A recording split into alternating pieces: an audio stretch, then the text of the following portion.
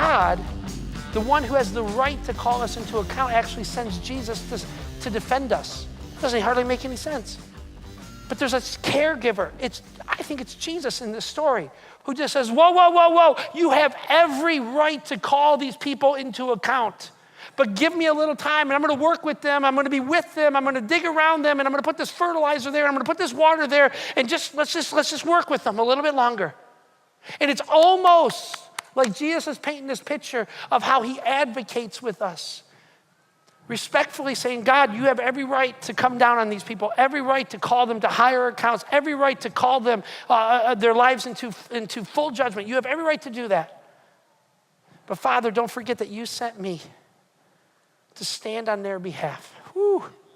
To stand on their behalf, to work with them, to call them.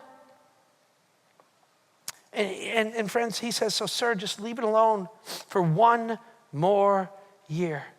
I know they're stuck. I know they're in the mud. But I think they can get out of it.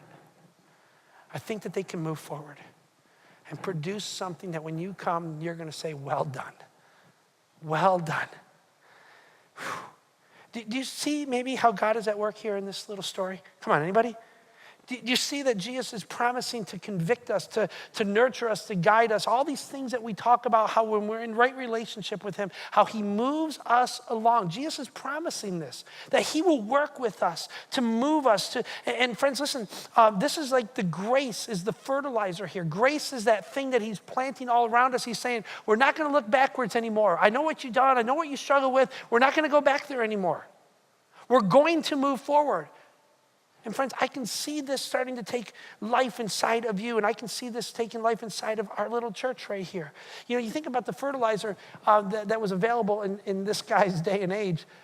It was either dead things or dead stuff that comes out of you. That's what he has to work with. That's what he has to work with. But he says, I'm going to work with it. I'm going to work with it. And we're going to produce something great. We're going to produce something utterly different. And friends, he doesn't give up on us. He says, grow, and growth is going to come. Just hold on a little longer. He says, wait another year. And let me tell you something, friends. Some of us in this room, you're like, I don't know that he'll ever get better. I don't know if I'm ever going to get out of this. I don't know if my marriage is going to get better. My friendships are going to get better.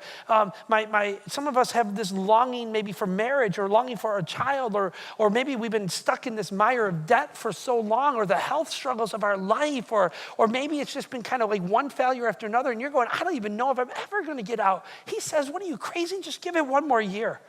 But work with me. But work with me. And you're going to see some great things happen. Some great things.